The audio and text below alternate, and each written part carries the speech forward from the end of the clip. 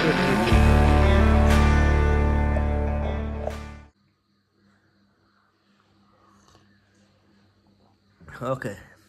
Welcome to my YouTube channel. अनि हामी चाहिँ आज जाँदैछौँ रामडाँडा। अब अहिलेको सिजन भनेको बादल हिमाल हेर्ने नै छ होइन।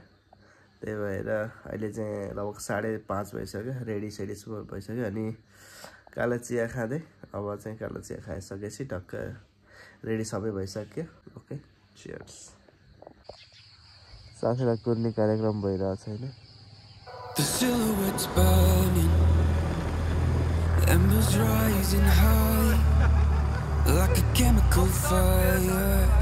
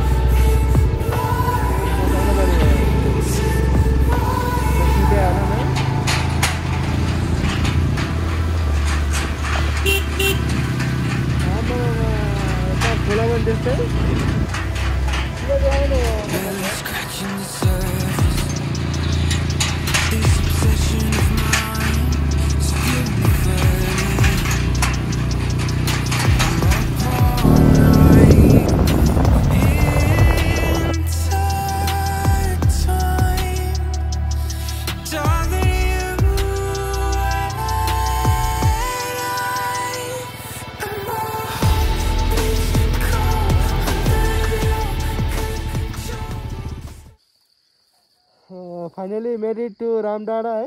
ओहो, लास्टै मजा आइरहेछ। हामी पुग्न चाहिँ अझै उतापट्टि हो होइन।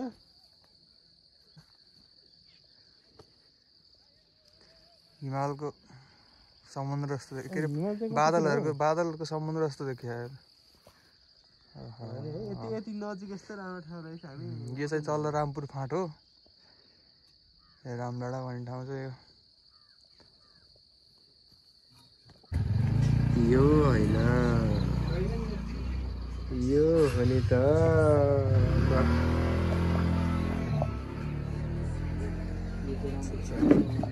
साथी फेरि एडमायरिङ दि नेचर। ल हामी चाहिँ अब चिया समोसा खाएर एकछिन यहाँ बसेर अनि फेरि अब रामडाँडा आइसकेपछि डाँडामा त पुग्नै पऱ्यो उतापट्टि। तर यो भ्यू त नेक्स्ट लेभल हो यार।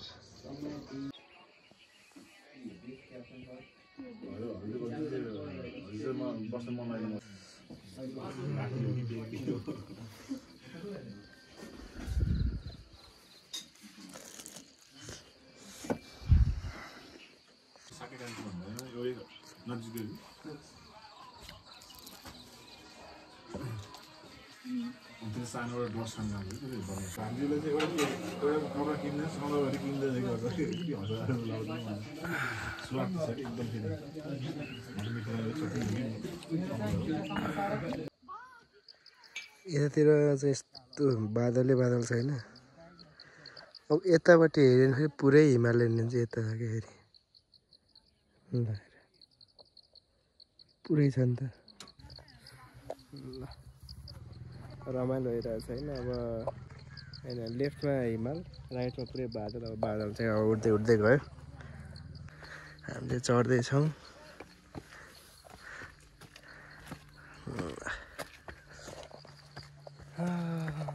मजा होला यस्तो छ। मजा आइसक्यो ल। ओहो हो, यहाँ ऊपर देखिँदो रहेछ। यतातिर यो साइड यस्तो देखिँदो रहेछ क्या।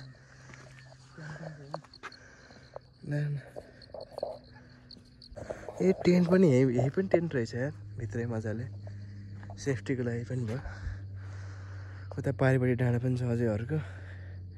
मजाले टेन्टमा। ओहो हो हो हो हो,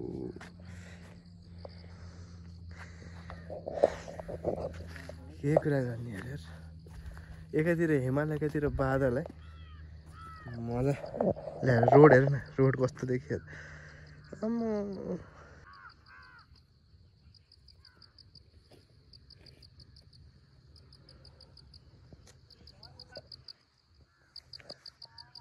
ल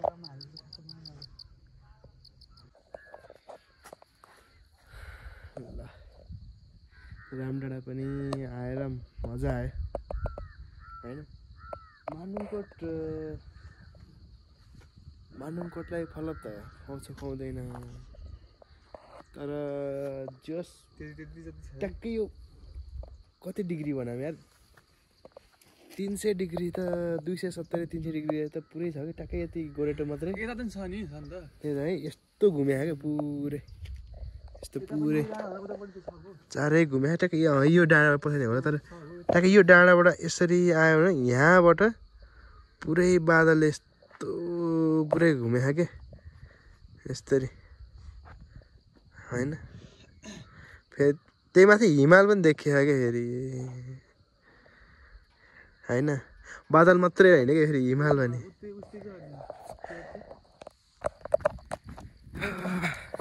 दामी छ यार दामी। भाइ त मन्दिरको सिनेमेटिक हेरौँ है। अब सिनेमेटिक चाहिँ मैले एकदम हान्ने ट्राई गर्छु। अब लेट्स गो।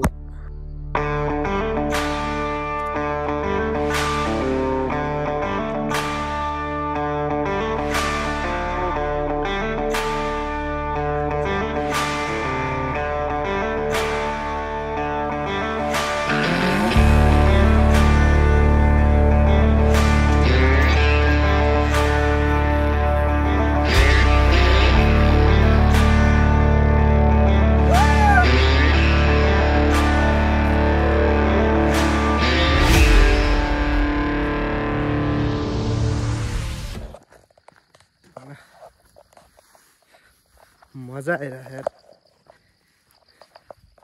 अब हाम्रो रामपुरबाट बेजारबाट लगभग 1 घन्टामा यहाँ आइयो होइन, तर हामीले चाहिँ नजिकको तीर्थलाई हेला गरे जस्तो भयो क्या होइन। फेरि बाटोको एक्सेस पनि एकदम राम्रो रहेछ। त्यही भनेको अहिले पुरै पिच बाटो पिच छ होइन। हो मलाई चाहिँ एकदमै दामी लाग्यो। अनि यो ठाउँ चाहिँ हामीले एकदम अन्त चाहिँ एकदम जङ्गल छ, डाँडा भए पनि, तर यो चाहिँ एकदमै दामी छ क्या। ठुलो जङ्गल छैन, सबै भ्यूहरू दामी छ पुरै के। अब 360 डिग्री नै पुरै बादलले घेरेको होइन। अनि प्लस बादल मात्रै होइन कि हिमाल पनि फेरि रेन्ज एकदम दामी तरिकाले छ क्या। अब एरिया पनि अति ठुलो छ होइन। ल हेर्नु न,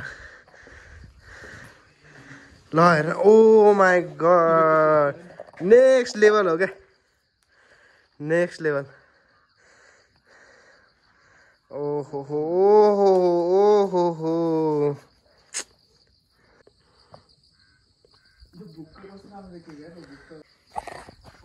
लास्टै दामी हो यार। जता हेऱ्यो होइन त्यतै बादल र हिमाल के। भनेपछि मैले सोच्थेँ हाम्रो रामपुर नजिक चाहिँ त्यति दामी ठाउँ छैन जस्तो लाग्थ्यो, आफूलाई फिल हुन्थ्यो कि होइन। हामी जतिलाई पनि जाने भनेको भुजात होइन, या त तिलपुर या त यतै कतै वरपर मात्रै हिँडिन्थ्यो। तर हाम्रै रामपुरबाट नि लगभग 1 घन्टा जतिको ड्युरेसनमा यति दामी ठाउँ आइदो रहेछ मैले रियलाइजै गरेको थिइनँ होइन। अनि फ्यामिलीसँग पिकनिक आउन, साथीभाइसँग होइन, यहाँबाट क्याम्पिङ अनि खाना बस्न होइन, टेन्टहरू सबै अब बारबिक्यू गर्नको लागि यस्तो दामी छ नि। ल सब अब यहाँ चाहिँ म्यानेज रहेछ। अब यहाँ चाहिँ दामी लाग्यो मलाई चाहिँ, एकदमै दामी लाग्यो। ल हेर्नु त, नेक्स्ट लेभल छ होइन।